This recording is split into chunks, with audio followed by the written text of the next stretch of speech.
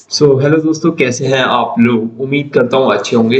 तो लेके आ गए हैं HTML एंड CSS की एक प्रैक्टिकल क्लास। बेसिकली काफ़ी सारे स्टूडेंट्स को नहीं पता। अगर आप लोगों को नहीं पता कि HTML क्या होता है, CSS क्या होता है, HTML एंड CSS से वेबसाइट किस तरीके से बनाते हैं, अगर आप लोगों के ये सारे डाउट्स हैं तो ये वीडियो आपके लिए है। वीडियो को स्टार्टिंग से एंड तक देखना, बिकॉज इस वीडियो में हम कवर करेंगे HTML के बेसिक्स क्या होते हैं, बेसिकली CSS के बेसिक्स क्या होते हैं, HTML और CSS को कैसे लगाया जाता है, और HTML और CSS से वेबसाइट किस तरीके से हमें बनानी है। प्रैक्टिकली सारी चीज यहाँ पर हम देखने वाले हैं। तो चलिए वीडियो को स्टार्ट करते हैं बिना किसी देरी के। यहाँ पर तो देखिए, सबसे पहले बात कर लेते हैं यहाँ पर HTML के बेसिक्स की। तो यहाँ पर जो HTML है वो एक हाइपर टेक्स्ट मार्कअप लैंग्वेज है। ठीक है, तो बिकॉज ये मार्कअप लैंग्वेज है, ठीक है, तो यहाँ पर जो है इसे टीम बर्निस ली ने बनाया था 1989 में। थोड़ा सा यहाँ पर थियोरेटिकल जानना हमें जरूरी है। ठीक है, 1989 में बनाया था। HTML एक मार्कअप लैंग्वेज है, ध्यान रहे। ठीक है, ये एक प्रोग्रामिंग नहीं बल्कि एक मार्कअप लैंग्वेज है जो कि इंपॉर्टेंट होती है एक वेबसाइट को बिल्ड करने के लिए। एक बेस होती है ना, बेस होती है। HTML is a basic. इसका मतलब जब भी आप, अगर आप वेब डेवलपमेंट सीख रहे हैं तो यहाँ पर आपको HTML सीखना कंपलसरी है। ठीक है, तो यहाँ पर HTML जो है बेस है बिल्कुल। मतलब विदाउट बेस के आप कुछ भी नहीं बना सकते। जब आप, कोई भी मिस्त्री होता है वो घर बनाता है तो सबसे पहले उसका बेस जो है स्ट्रांग होता है ना। जब बेस स्ट्रांग होता है देन ऊपर जो है बिल्डिंग उसकी बनती चली जाती है। तो यहाँ पर आपको ध्यान रखना है कि आपका जो HTML एंड CSS है वो यहाँ पर स्ट्रांग होना चाहिए। ठीक है, तो HTML की हेल्प से ही जो है यहाँ पर कोई भी पेज या कोई भी वेबसाइट का जो है स्ट्रक्चर जो है बिल्ड होता है। ठीक है, तो यहाँ पर HTML बिल्कुल बेस है। तो इससे हम यहाँ पर स्टार्ट करेंगे। बहुत ही बेसिक है, आप बहुत ही इजीली तरीके से समझ सकते हैं। कोई भी इसमें आपको मुश्किल नहीं आएगी। ठीक है, तो चलिए यहाँ पर देख लेते हैं HTML को किस तरीके से हमें इम्प्लीमेंट यहाँ पर करना है। ठीक है, तो मैं आपको अपने ब्राउजर पे ले जाता हूँ। यहाँ पर ब्राउजर पे सबसे पहले आपको करना क्या है कि यहाँ पर हम राइट क्लिक करके एक न्यू करके फोल्डर क्रिएट कर लेंगे HTML करके। एंड देन हमें इसे VS कोड से रन कराना है। तो उसके लिए आप इस फोल्डर को राइट क्लिक करके ओपन विद यहाँ से कर सकते हो। बेसिकली शो मोर ऑप्शन पे क्लिक करते हैं और यहाँ से आप ओपन विद कोड कर सकते हो, या फिर आपके पास ऑप्शन है कि इस फोल्डर को आप यहाँ से ड्रैग करके VS कोड के ऊपर अगर आप जस्ट छोड़ देते हो इस तरीके से तो भी यहाँ पर ये उसके थ्रू ओपन हो जाता है। तो अब यहाँ पर आपका कंपलसरी है कि हम जो वीडियो यहाँ पर जो कोड एडिटर है वो हम VS कोड को यूज कर रहे हैं, बिकॉज इसमें काफी सारी फंक्शनैलिटी है। आप नोटपैड पे भी कोड को रन कर सकते हैं। मैं आपको इसे नोटपैड पे भी रन करके दिखाऊंगा। ठीक है, बट अभी हम यहाँ पर code editor visual studio code का यूज कर रहे हैं। ठीक है, तो सबसे पहले आपको कुछ इस टाइप का इंटरफेस दिखेगा। अब यहाँ पर सबसे पहले आपको करना क्या है कि हमें एक यहाँ पर फाइल क्रिएट करनी है। तो फाइल क्रिएट करने के लिए हम यहाँ पर ऊपर यहाँ पर new file new folder create करने का ऑप्शन है। फोल्डर के अंदर आप मल्टीपल फाइल्स रख सकते हैं। ठीक है, तो मैं यहाँ से न्यू पे क्लिक करता हूँ एंड यहाँ पर जैसे मैं रखता हूँ HTML और उसके बाद बिकॉज ये HTML का जो है बेसिकली फाइल है तो इसलिए आपको लास्ट में .html लगाना जरूरी है। जैसे आप HTML लगाओगे तो आप देखोगे इसके सामने मार्कअप का जो है साइन आ जाता है। अगर आप HTML लगाते हो तो भी ये वर्क करेगा, बिकॉज दोनों ही ये क्या है, एक्सटेंशंस हैं। HTML और HTM दोनों ही HTML के एक्सटेंशंस हैं। ओके, सो यहाँ पर आपको ये कर देना है एंड देन आपको यहाँ पर एक्सक्लामेशन शिफ्ट दबा के एंड देन 1 आपको दबाना है एक्सक्लामेशन। तो यहाँ पर आपको क्या आएगा, 2 ऑप्शन देगा। तो हमें एमिट एब्रीविएशन एक टाइप का, तो यहाँ से हमें ना ये बॉयलर प्लेट जो है लगा ले। इसको आप बॉयलर प्लेट कह सकते हैं। ठीक है, इसके बारे में भी हम थोड़ा डिटेल में पढ़ेंगे। ठीक है, अभी हम यहाँ जो भी हम यहाँ पर कोड करने वाले हैं वो हमेशा यहाँ पर बॉडी सेक्शन में होता है। तो मैं इसको थोड़ा सा इलस्ट्रेट कर देता हूँ। देखिए यहाँ पर सबसे पहले हमारा जो है डॉक्यूमेंट टाइप है जिसमें हम जो है HTML के बारे में पढ़ रहे हैं। और HTML में जो है यहाँ पर 2 सेक्शन है। तो HTML का टैग है सबसे पहले, तो पूरे HTML का ओपनिंग टैग है जिसके अंदर लैंग्वेज इंग्लिश है और ये क्लोजिंग टैग। इसके अंदर यहाँ पर जो है हेड सेक्शन आ जाता है। तो हेड सेक्शन का भी यहाँ पर ओपनिंग है और क्लोजिंग है। ऐसे ही यहाँ पर बॉडी सेक्शन है जिसका ओपनिंग है और यहाँ पर जो है क्लोजिंग है। ठीक है, तो बेसिकली हमें यहाँ पर हेड सेक्शन में जितने भी इंपॉर्टेंट टैग्स होते हैं वो हम यहाँ पर लगाते हैं। ठीक है। बट जो हम यहाँ पर कोड कर रहे हैं वो हमें यहाँ पर बॉडी सेक्शन में करना है। तो देखिए सबसे पहले यहाँ पर अब जैसे सबसे पहले यहाँ पर कोई भी वेबसाइट होती है, जैसे कि अगर मैं आपको कोई भी वेबसाइट यहाँ पर दिखा देता हूँ, फॉर एग्जाम्पल अगर मैं हमारी ही वेबसाइट यहाँ पर ओपन करता हूँ setup.com, setup.in, तो यहाँ पर आप ध्यान से देखोगे कि यहाँ पर बहुत अच्छी सुंदर सी वेबसाइट दिखाई देती है। बट क्या ये एक्चुअल में ऐसी ही है? क्या HTML से ऐसी ही बनाई जाती है? नहीं, इसमें बहुत सारी लैंग्वेजेस का यूज हो रखा है। सिर्फ HTML से आप एक बहुत ही ब्यूटीफुल वेबसाइट नहीं क्रिएट कर सकते। उसके लिए आपको HTML प्लस CSS दोनों का यहाँ पर कॉम्बिनेशन लेके चलना होगा। ओके, तो यहाँ पर आप ध्यान से देखो, इसमें काफी सारी चीजें हैं। जैसे कि आप देखोगे कि यहाँ पर बेसिकली यहाँ पर इसको कहते हैं हेडिंग। जो बोल्ड में बहुत बड़ी बड़ी जो टेक्स्ट होता है इनको नॉर्मली हेडिंग कहते हैं। ठीक है, इनको क्या कहते हैं, टेक्स्ट को जब ऐसे शॉर्ट में बहुत सारी चीजें लिखी रहती है तो इनको पैराग्राफ कहते हैं। ठीक है, तो हेडिंग, पैराग्राफ, यहाँ पर आपको बटन्स भी दिख जाते हैं अलग अलग टाइप के। ठीक है, एंड देन आपको बहुत अच्छी चीजें, इमेजेस भी दिख जाती है। तो आपको यहाँ पर दिखेगा कि सबसे पहले हम क्या करते हैं, यहाँ पर हेडिंग लेके देखते हैं। तो हेडिंग के लिए आपको यहाँ पर H1, अब यहाँ पर हेडिंग भी 6 तरीके की होती है, H1 से लेके H6 तक होती है। जब आप H1 लिखते हैं, H1 लिखते हैं और एंटर करते हैं तो ऑटोमेटिकली यहाँ पर 2 टैग आ जाते हैं। यहाँ पर इसको कहते हैं ओपनिंग टैग और इसको कहते हैं क्लोजिंग टैग। ठीक है ना, ये ओपनिंग टैग होता है और ये क्लोजिंग टैग होता है। अब आपको जो भी लिखना है वो इसी के अंदर लिखना होगा, इससे बाहर कुछ नहीं लिखना है ना। तो फॉर एग्जांपल जैसे कि मैं यहाँ पर एक्सप्लोर अवर कोर्सेज को ही लिख देता हूँ, कॉपी करता हूँ एंड देन यहाँ पर मैं इसको दो ओपनिंग टैग ये वाला हेडिंग और क्लोजिंग ये वाला हेडिंग के बीच में हम लिख देते हैं यहाँ पर। ठीक, एंड देन अब आपको इसे देखना है कि ये वेबसाइट पे कैसे दिखेगा। तो उसके लिए आपको इसे लाइव करना होगा, जिसके लिए आपको यहाँ पर एक्सटेंशन, लाइव करने के लिए एक्सटेंशन आता है, VS कोड में ही अवेलेबल होता है, उसकी हेल्प आपको चाहिए होगी। तो यहाँ पर आप जब देखोगे लेफ्ट हैंड साइड पे तो एक्सटेंशंस का ऑप्शन होगा। तो यहाँ पर लाइव सर्वर एक्सटेंशंस आपको इंस्टॉल कर लेना है, जो कि हमारे में ऑलरेडी इंस्टॉल है। यहाँ पर आप सर्च करोगे लाइव सर्वर, ठीक है, तो आपको यहाँ पर वो एक्सटेंशन दिख जाएगा, है ना। तो उसको आपको रन कर लेना है। ठीक है, इसके बाद आपको करना क्या है, बेसिकली अपनी फाइल पे वापस से आ जाना है और राइट क्लिक यहाँ पर करना है। तो इसके बाद यहाँ पर ओपन विद लाइव सर्वर का ऑप्शन आपको दे देता है। तो इस पे मैं क्लिक करता हूँ तो हमारा जो डॉक्यूमेंट है वो हमारा HTML का, अब आप देखोगे वो गूगल पे या किसी भी ब्राउजर पे जो भी आपने डिफॉल्ट ओपन कर रखा है उसके अंदर ये ओपन हो जाएगा। तो हमारी हेडिंग कुछ इस तरीके की दिखाई देती है। ठीक है, तो इसी को हेडिंग कहते हैं। उम्मीद है आप लोगों को समझ आया। यहाँ पर 6 तरीके की हमारी जो है हेडिंग होती है। तो जिसको हम सबसे पहले, जो सबसे बड़ी हेडिंग होती है वो H1 होती है। इसके बाद इससे छोटी जो होती है वो H2 होती है। अब देखिए इसी के अंदर में यहाँ पर ये डाल के दिखा देता हूँ आपको। ठीक है, गैप से यहाँ पर अभी कोई मैटर नहीं करता है। ठीक है, अभी यहाँ पर आप देखोगे तो यहाँ पर वो हेडिंग इस वाली से छोटी हो गई क्योंकि H2 हेडिंग है ना।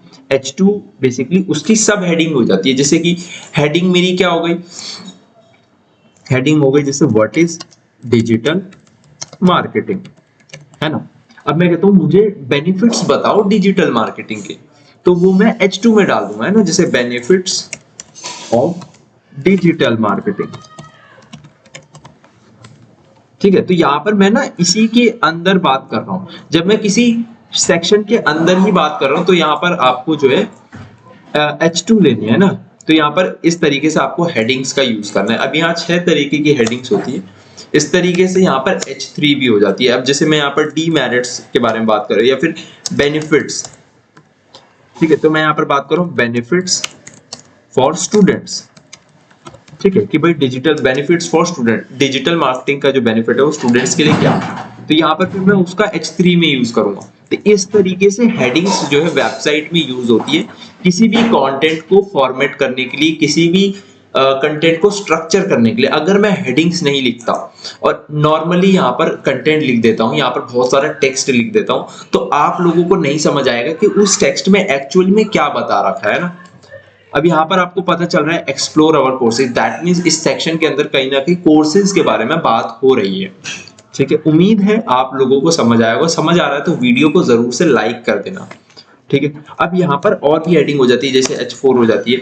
अब यहाँ पर देखिए आपको ना लिखना नहीं पड़ रहा, यहाँ पर ऑटोमेटिकली सजेस्ट कर दे रहा है। यही विजुअल स्टूडियो कोड की जो है खासियत यहाँ पर होती है, ठीक है। तो दिस इज, यहाँ पर मैं लिख देता हूँ H4, दिस इज हेडिंग 4, इस तरीके से। अब आप देखोगे कि ये छोटी होती जाएंगी धीरे धीरे, ऐसे करके यहाँ पर जो है H5 भी होती है, दिस इज हेडिंग इस तरीके से।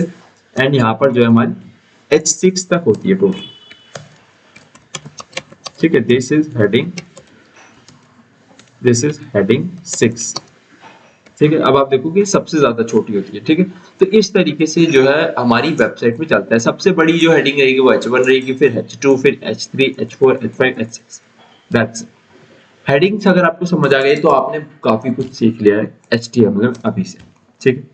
अब जैसे नॉर्मल जो टेक्स्ट लिखे रहते हैं इस तरीके से, इनको हम यहाँ पर जो टैग यूज करते हैं, मार्कअप टैग, बेसिकली यहाँ पर जो है पैराग्राफ टैग है हमारा, पी टैग, जिसे हम पी से डिनोट करते हैं। जैसे हेडिंग को H से डिनोट करते हैं, वैसे ही पैराग्राफ को हम पी से डिनोट करते हैं, ठीक है। अब पी से डिनोट करने के बाद इसके अंदर अब मुझे टेक्स्ट डालना है बहुत सारा, तो यहाँ पर हम डमी टेक्स्ट का सहारा ले सकते हैं। मुझे जरूरी नहीं है मैं कहीं से कॉपी करके फिर डालूं, मैं यहाँ पर भी पहले से कुछ पहले से ही टेक्स्ट रखा रहता है। उसको लाने के लिए आपको क्या करना है, उसको लाने के लिए आपको यहाँ पर लिखना है लॉरेम। आपने हो सकता है काफी लोगों ने सुना हो लॉरेम इप्सम, डमी टेक्स्ट होता है बेसिकली यहाँ पर। अब लॉरेम, जैसे मुझे चाहिए 30 वर्ड का पैराग्राफ चाहिए, तो मैं लिखता हूँ लॉरेम उसके साथ 30, तो देखिए 30 वर्ड का पैराग्राफ आ जाएगा, ठीक है। ये देखिए, अब मैं इसको वापस से लाइव करता हूँ, स्विच कर लेता हूँ ऑल्ट टैब से, डॉक्यूमेंट पे आ जाता हूँ। यहाँ पर अब देखिए आपको बार बार लाइव करने की जरूरत नहीं है, राइट क्लिक करके वो एक बार लाइव हो जाता है। उसके बाद आप जो भी उस डॉक्यूमेंट में चेंजेस करते हैं वो आपको ब्राउजर पे शो होने लगता है, ओके। तो देखिए इसको कहते हैं नॉर्मल पैराग्राफ। तो जितना भी आप ऐसे कंटेंट देख रहे हैं ये सब पैराग्राफ में लिखा गया है, ओके। आई होप समझ आ गया होगा, ये सब पैराग्राफ में लिखा गया है, ठीक है। तो इसको पैराग्राफ कहते हैं, नॉर्मल टेक्स्ट। अब आप इसको फॉर्मेट कर सकते हैं किस तरीके से, यहाँ पर राइट क्लिक करोगे तो आपको यहाँ पर फॉर्मेट डॉक्यूमेंट दिख जाता है, जिसकी शॉर्टकट की भी है शिफ्ट ऑल्ट है। इस पे आप क्लिक करोगे तो ये नीचे आ जाएगा ऑटोमेटिकली, सो दैट आपको उधर जाने की ज्यादा जरूरत नहीं। अब आप देखोगे यहाँ पर इससे यहाँ पर कोई फर्क कुछ खास पड़ता नहीं है, ठीक है। अब यहाँ पर और भी हमारे जो है टैग्स हो गए। उम्मीद है आप लोगों को समझ आ गया तो मैं आगे बढ़ता हूँ, ठीक है। पैराग्राफ के बाद यहाँ पर हमारा हो जाता है बी टैग। बी टैग किस लिए काम आता है, बी टैग में भी आप देख रहे हो कि जो भी हम टैग अभी तक डाल रहे हैं ना, उन सब में क्या है ना, एक ओपनिंग टैग है, एक क्लोजिंग टैग है। पहले स्टार्ट करने वाला टैग, फिर बंद करने वाला टैग, तो दोनों टाइप के यहाँ पर टैग अवेलेबल है। तो अब अगेन इसके बीच में हमें कुछ भी लिखना है, जैसे मैं लिख देता हूँ अपना नाम शुभम, ठीक है। अब आप यहाँ क्या दिखोगे, आपको अंतर दिखाई दिया कि आपने देखा कि जो नॉर्मल पैराग्राफ है वो थोड़ा सा लाइट है और ये थोड़ा सा बोल्ड टाइप का है, ठीक है, थोड़ा सा ज्यादा क्लियर दिखाई दे। तो जब भी आपको कुछ ऐसी इंपॉर्टेंट चीज बतानी है तो वो आप किस में लिखोगे, बोल्ड टैग में,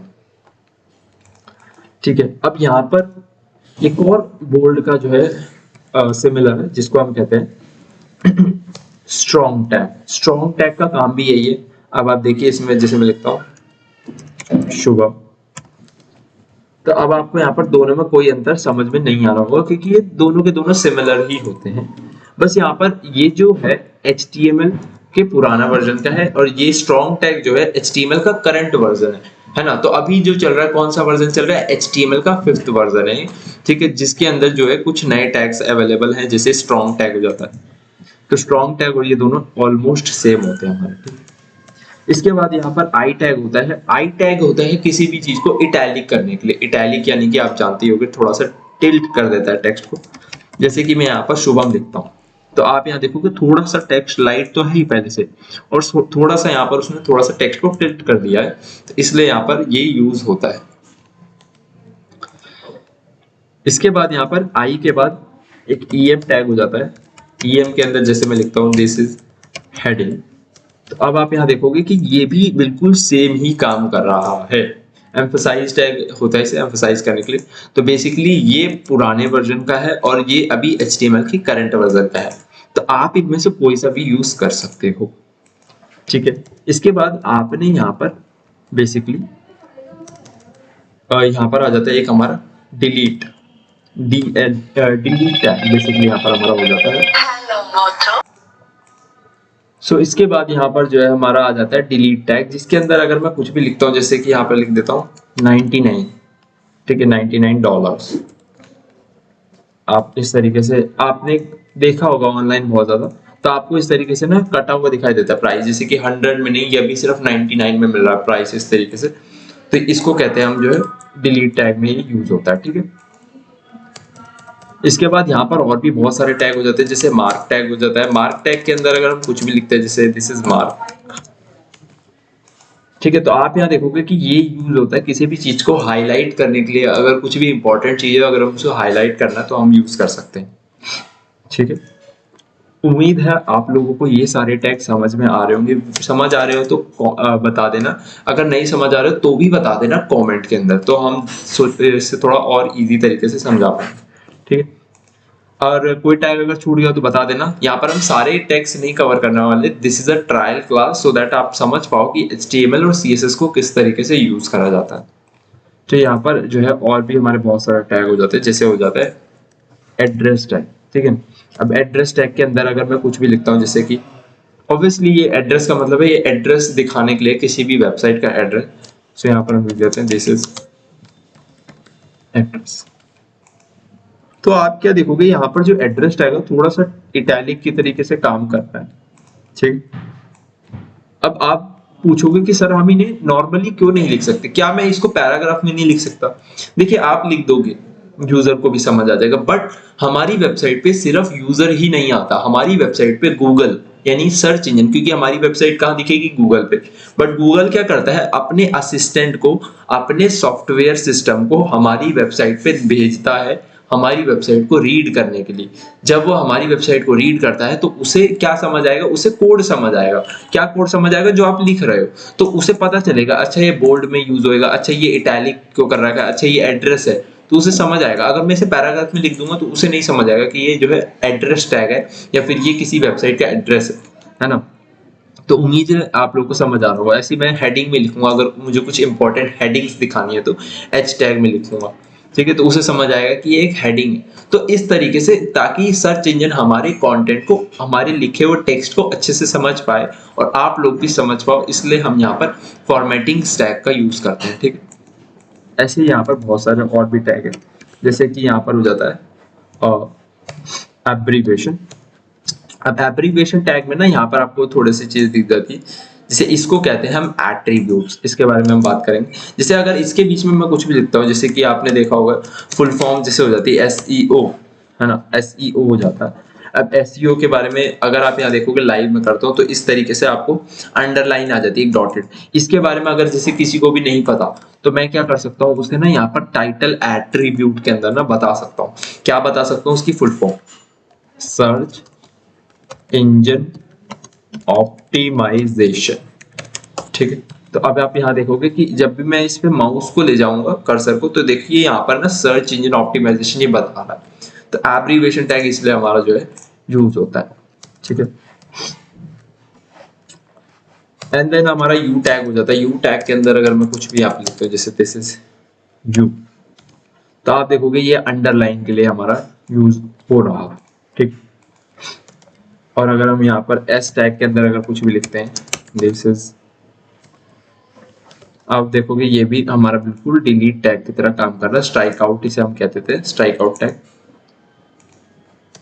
तो ये सारे के सारे फॉर्मेटिंग टैग्स है। क्यू टैग ऐसे ही हमारा हो जाता है। देखिए बहुत सारे यहाँ पर टैग्स है, आपको हर एक टैग को पढ़ने की जरूरत नहीं है, ओनली हम इंपॉर्टेंट टैग्स बताते हैं जो आप जब भी किसी वेबसाइट को डिजाइन करते हो तो उसमें सबसे ज्यादा जो टैग यूज होते हैं वो टैग हम यहाँ पर बताते हैं। अपने दिमाग में बहुत सारी चीज भर लेने से अच्छा है उतना ही याद रखो जितना इंपॉर्टेंट है, ठीक है। This is a quote tag, ठीक है। तो क्यू टैग के अंदर अगर हम कुछ भी लिखते हैं तो बेसिकली वो इस तरीके से कोट्स में आ जाता है। आपने देखा होगा जब जैसे ऑनलाइन अगर कोई भी शायरी वगैरह लिखता है या फिर कोई महान इंसान का कोई भी कोट लिखता है कि कहीं से उठाया गया कोट से, तो इस टाइप से उसे लिखा जाता है, ठीक है, जो कि एक अलग वैल्यू बता रहा होता है ना। गूगल को समझ आएगा ये एक नॉर्मल पैराग्राफ नहीं है, इट इज अ कोट, ठीक। सो उम्मीद है आप लोगों को समझ आ गया होगा। इतना अगर आपने HTML सीख लिया तो बहुत कुछ आपने HTML में सीख लिया। तो चलिए अब बढ़ते हैं हम यहाँ पर CSS की तरफ, ठीक।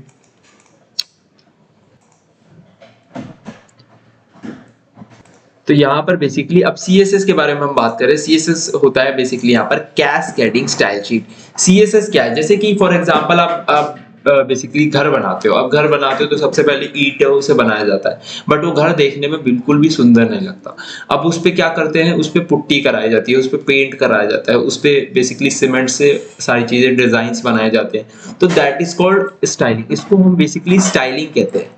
तो आज से ऐसे ही जब किसी भी वेबसाइट को हम डिजाइन करते हैं तो उसे स्टाइलिंग करने के लिए हमें यहाँ पर CSS का इम्प्लीमेंट करना होता है, और CSS को लगाना होता है। किस पे लगाना होता है, HTML पे। तो HTML और CSS का कॉम्बिनेशन मिलके ही आप जो है यहाँ पर एक वेबसाइट को सही तरीके से डिजाइन कर सकते हो, ठीक है। तो चलिए देखते हैं। CSS की जो फुल फॉर्म है यहाँ पर, जिसका मतलब होता है यहाँ पर कैस्केडिंग स्टाइल शीट। अब ये हमें जो है स्टाइलिंग प्रोवाइड कराती है किस पे, HTML के पेज पे। जिस पेज पे आपने HTML से वेबसाइट लिखी है, वेबसाइट को बेसिकली टेक्स्ट वगैरह लिखा है, कंटेंट लिखा है, उसी को डिजाइन करने में हेल्प करता है। CSS जो है हेल्प करता है वेबसाइट को गुड लुकिंग बनाने में। और यहाँ पर सबसे ज्यादा इंपॉर्टेंट बात कि वो हेल्प करता है रिस्पॉन्सिव वेबसाइट बनाने में। अब रिस्पॉन्सिव से क्या मतलब है समझाता हूँ। तो यहाँ पर मैं आपको एक एग्जांपल से समझाता हूँ। सो यहाँ पर जो है रिस्पॉन्सिव से मतलब है कि जो वेबसाइट है जो आप डेस्कटॉप पे देख रहे हो, क्या वो मोबाइल फोन पे अगर आप ओपन करोगे तो क्या वो वैसे ही दिखाई देगी? क्या अगर आप टैबलेट की स्क्रीन पे ओपन करते हो तो आपको किस तरीके से दिखाई दे रही है? अगर आप टीवी स्क्रीन पे देख रहे हो तो किस तरीके से दिखाई दे रही है? तो जब मैं इसको, अब आप देखिए मैं इसको छोटा करता हूँ। अब आप देखिए यहाँ पर अगर मैं इसे स्मॉल पे जाता हूँ, धीरे धीरे इस वेबसाइट को स्मॉल करता हूँ, तो मोबाइल की स्क्रीन कुछ इस तरीके की होती है। तो आप क्या देखते हो कि यहाँ पर जो हमारे नेविगेशन बार था वो गायब हो गया, यानी जो यहाँ पर हमारे बार थे वो गायब हो गए। और वो यहाँ पर आप देखोगे पहले ये फोटो साइड में आ रही थी और ये टेक्स्ट साइड में आ रहा था, अब दोनों के दोनों नीचे की तरफ आ गए, है ना।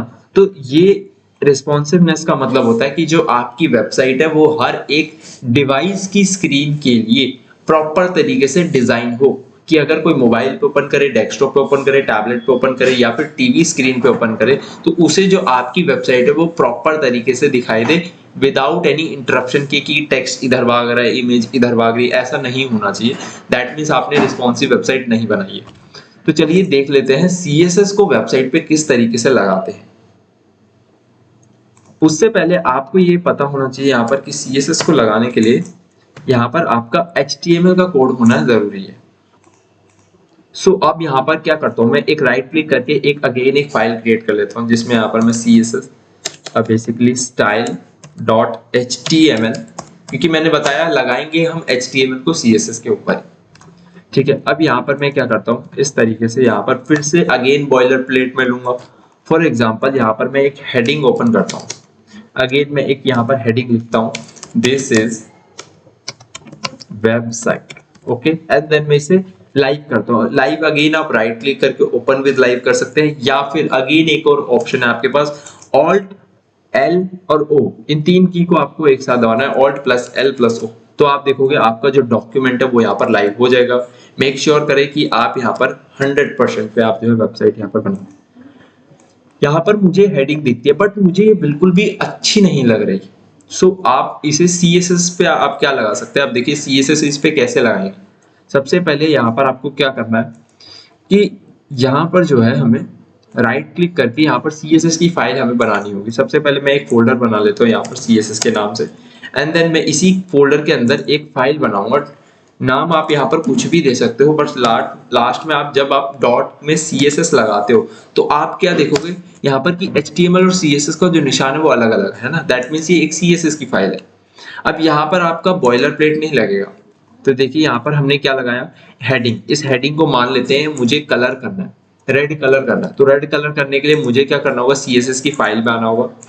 और यहाँ पर मैं क्या करूंगा ना, मेरे को किसको कलर करना है, हेडिंग को। हेडिंग का नाम क्या था, H1। अब मैं सबसे जो बड़े ब्रैकेट्स है यहाँ पर हम बोल लेंगे शिफ्ट के थ्रू। इसके बाद इसके अंदर हम कलर देंगे, तो कलर उसके लिए हम लिखना पड़ेगा कलर, ठीक है। अब वैसे यहाँ पर सजेस्ट कर रहा है बट मैं बता देता हूँ, प्रॉपर्टी का नाम लिखना पड़ेगा कलर। तो कलर लिखने के बाद आपको प्रॉपर्टी स्टार्ट करनी होती है, जिसके लिए आपको शिफ्ट के साथ डबल कोलन यहाँ बताना होगा। इसके बाद आपको कलर की वैल्यू, फॉर एग्जांपल मुझे ब्लू कलर चाहिए तो मैं यहाँ पर ब्लू कलर दे देता हूँ। इसके बाद आपको प्रॉपर्टी को बंद करना होगा तो सिंगल यहाँ पर एक बार कोलन दबा। अब यहाँ पर देखते हैं, तो यहाँ पर आप देखोगे कि अभी उसका कलर नहीं हुआ। रीजन क्या है? रीजन बहुत ही सिंपल है। मैंने बताया कि HTML और CSS को आपस में हमें कनेक्ट कराना होता है, जिसके लिए हमें इस फाइल को, CSS की फाइल को HTML की फाइल से लिंक करना होगा, जिसके थ्रू हम हेड सेक्शन में जाएंगे इसके HTML के, और यहाँ पर हम लिखेंगे लिंक टैग। लिंक टैग होता है जो हमारा, जिसमें बता क्या रहा है, relation is equals to style sheet, क्योंकि मैंने आपको बताया है CSS एक स्टाइल शीट। एंड यहाँ पर href में हम क्या करते हैं, बेसिकली उस CSS का पाथ लगा देते हैं। तो जैसे उसका नाम था CSS के फोल्डर में स्टाइल शीट। अब आप यहाँ देखोगे कि उस हेडिंग का कलर हो गया। तो देखिए, आपने यहाँ देखा कि ना अभी ये हेडिंग थोड़ी थोड़ी सी अच्छी लग रही है, कलरफुल लग रही है, ठीक है। अब मैं आपको एक एग्जांपल दिखाता हूँ, ठीक है। तो यहाँ पर जैसे कि हमने एक कार्ड बना के रख रखा है, ठीक है, CSS और HTML के थ्रू, ठीक है। आपने बहुत ज्यादा वेबसाइट्स पे देखे होंगे, नहीं देखे तो मैं दिखा देता हूँ आपको।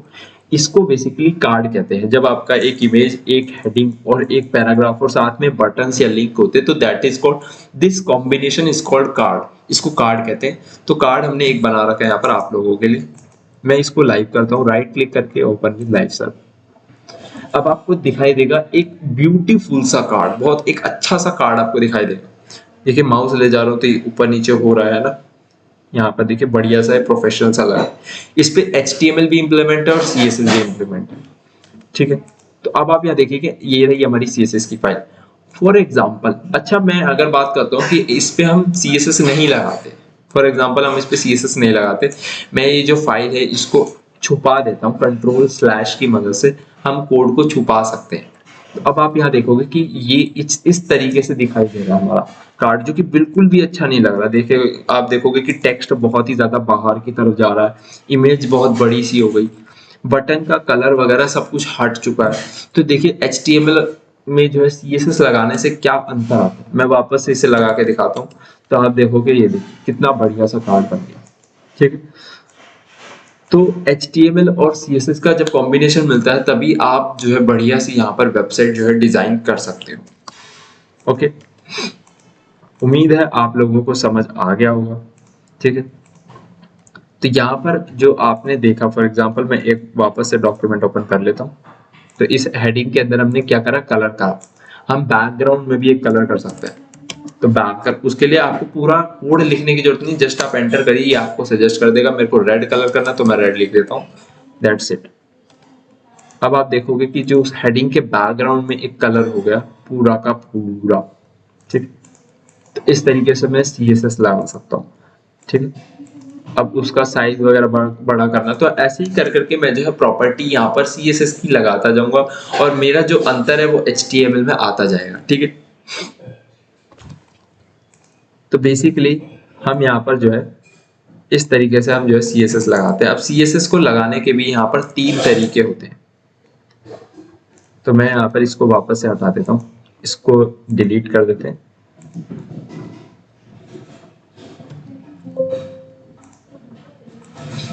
अब हम दोबारा से यहाँ पर ये फोल्डर को भी यहाँ पर डिलीट कर देते हैं। मैं दोबारा से यहाँ पर एक फाइल बनाऊंगा जिसको मैं दूंगा headings.html, और यहाँ पर मैं एक फाइल भी क्रिएट करता हूँ heading.css, क्योंकि ये CSS की फाइल है। अब यहाँ पर HTML में ओके, सो यहाँ पर लाइट का थोड़ा इशू हो रहा है, कोई बात नहीं। सो अब यहाँ पर मैं क्या करूंगा, बॉयलर प्लेट लगा लेता हूँ, और यहाँ पर मैं लिखता हूँ heading H1 welcome to setup. इसको मैं लाइव करता हूँ। यहाँ पर लाइव करने के बाद आप यहाँ से देखोगे कि नॉर्मल हेडिंग आ रही है।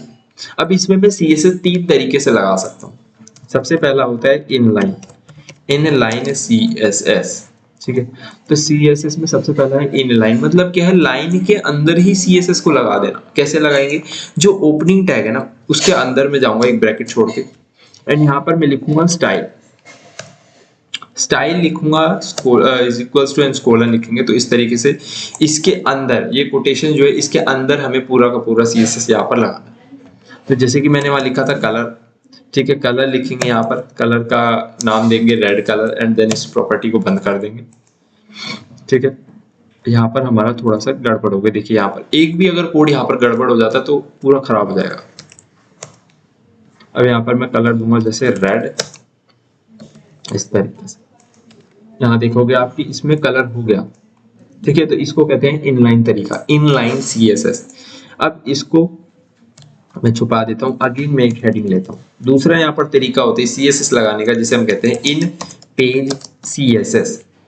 इन पेज CSS के अंदर हम क्या करते हैं, मैं एक हेडिंग लेता हूँ दोबारा से, दिस इज हेडिंग, दोबारा से इसे लाइव करते हैं। अब यहाँ पर इन पेज CSS में मैं लाइन में नहीं लगाऊंगा, मैं इसी पेज के अंदर हेड सेक्शन में CSS को लगाऊंगा। तो यहाँ पर आपको क्या करना है, स्टाइल, क्योंकि स्टाइल का मतलब ही CSS होता है। अब यहाँ स्टाइल एक टैग है, टैग में आ चुका है। अब यहाँ पर हमें क्या करना है, H1 को देना है, अगेन जैसे हमने ब्रैकेट दिए थे बड़े वाले, इसके अंदर मैं क्या कर रहा हूँ, फिर से कलर डालूं, कलर में मैं क्या डाल देता हूँ, जैसे रेड कलर डाल देता हूँ अगेन। तो आप देखोगे इस तरीके से भी आप CSS को इम्प्लीमेंट कर सकते हैं। यह है दूसरा तरीका। मैं अगेन इसको छुपा देता हूँ। अब यहाँ पर तीसरा तरीका है। तीसरे तरीके में क्या होता है, एक्सटर्नल CSS, जैसा कि मैंने अभी आपको बताया था, जिसमें मैंने एक अलग से फाइल क्रिएट कर ली थी HTML। तो इसका हम कहते हैं तीसरा तरीका, जिसमें अब क्या होता है कि मैं यहाँ पर ये जो हेडिंग है, अब इस हेडिंग का कलर करने के लिए, कुछ भी इस पे स्टाइल लगाने के लिए मुझे इस फाइल के अंदर आना होगा। और इस H1 को मैं यहाँ पर अगेन ब्रैकेट देके यहाँ से कलर रेड। अब जैसा मैंने आप लोगों को स्टार्टिंग में ही बताया था, इन दोनों फाइल को आपस में लिंक करना होगा, जिसके लिए मैं क्या करता हूँ, यहाँ पर लिंक टैग का यूज करता हूँ, स्टाइल शीट, और यहाँ पर उस फाइल का पाथ heading.css नाम आपको दे देना है। अब आप यहाँ देखोगे उसका अंदर कलर होगा। तो ये थे वो तीन तरीके। अब इन सब का अलग अलग यूज है कि कब हमें इनलाइन लगाना है, कब CSS लगाना है।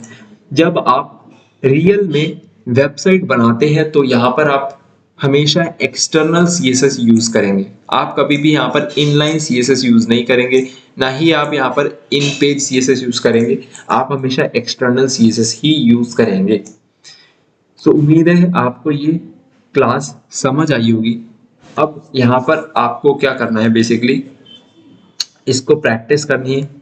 प्रैक्टिस करना अच्छे से, नहीं समझ आता है तो आप हमसे कमेंट में पूछ सकते हो, हम दोबारा जल्दी से जल्दी कोशिश करेंगे उसका रिप्लाई करने की। ठीक, तो इस वीडियो को हम यहाँ पर एंड करते हैं। साथ ही साथ CSS के बारे में आप लोगों को यहाँ पर समझ आ गया होगा। ठीक है,